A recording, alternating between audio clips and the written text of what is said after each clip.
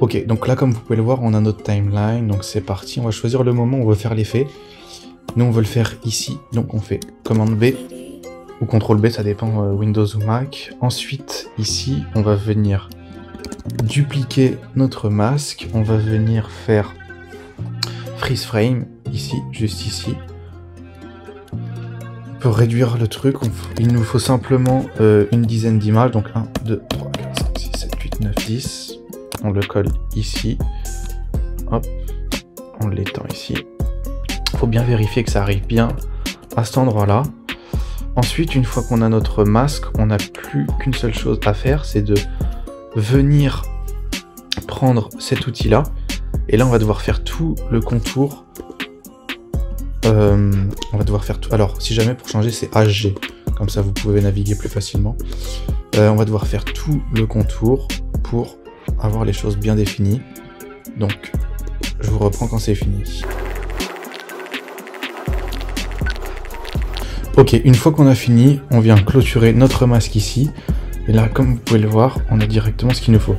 Malheureusement, sur ce clip-là, on a les sous-titres. Donc nous, quand vous aurez votre composition, c'est vous qui ajusterez comme vous voulez. Là, c'est simplement pour que je puisse vous faire un exemple. Hop, on va allonger un peu le masque ici. Ok, une fois qu'on a fini ça, vous allez venir cocher le menu déroulant, aller dans Transform ou Transformation.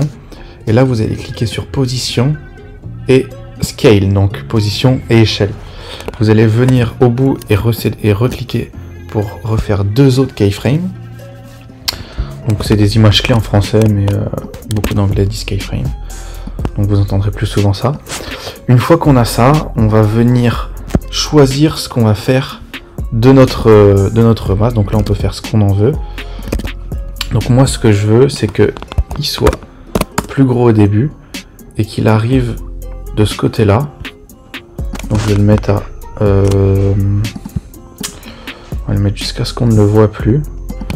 Je vais mettre une valeur, bonne valeur. Ici, ça ira. N'oubliez pas d'activer le flou de direction, motion blur, pour que quand ils viennent, vous voyez, ça fasse cet effet-là. En fait, si on l'enlève, ça fera pas d'effet. Donc là, ça fait plus naturel. On regarde ce que ça donne.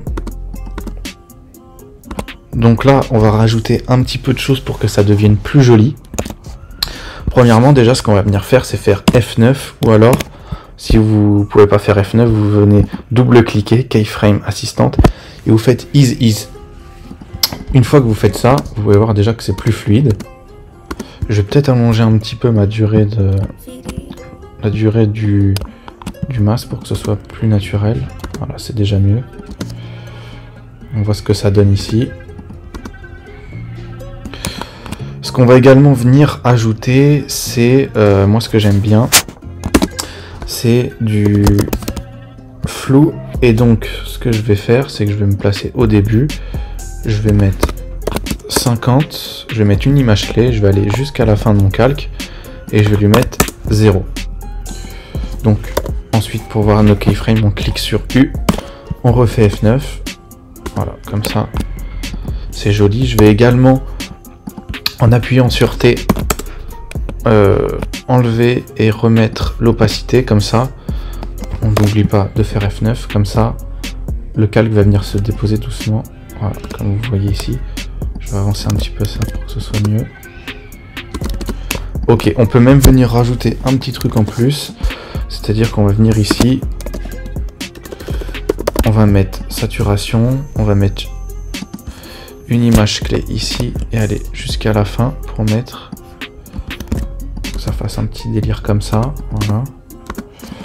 On n'oublie pas de faire ça. Donc voilà ce que ça donne sur After Effects.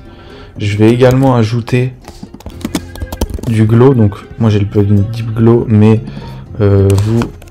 si vous ne l'avez pas, alors vous pouvez le trouver un peu partout, ou il coûte pas très cher, mais si vous ne l'avez pas, vous pouvez le trouver sur des Discord ou des choses comme ça. Donc voilà ce que ça donne.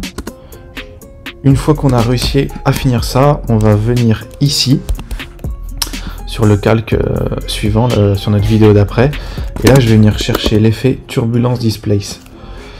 Donc ce que ça va faire, c'est que ça va faire, vous voyez, je vous montre, ça fait cet effet là, Et donc on peut venir jouer avec cet effet.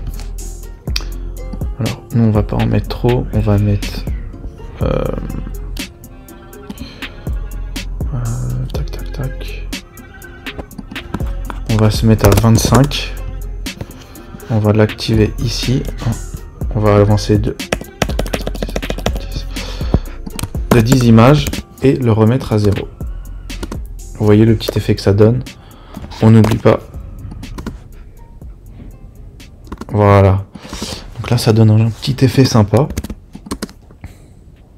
Une fois qu'on a ça, on peut également remettre un peu de Deep Glow ici. Comme ça, je le mets à 1 et je le termine ici à 0. Donc voilà ce que ça donne, c'est assez sympa. Je vais réduire un petit peu ma quantité pour le mettre à 0,5. C'est un peu puissant. Voilà ce que ça donne. Voilà les gars, donc c'est la fin de la vidéo. Donc voilà ce que ça donne une fois que c'est terminé. On se retrouve la semaine prochaine pour un nouvel effet.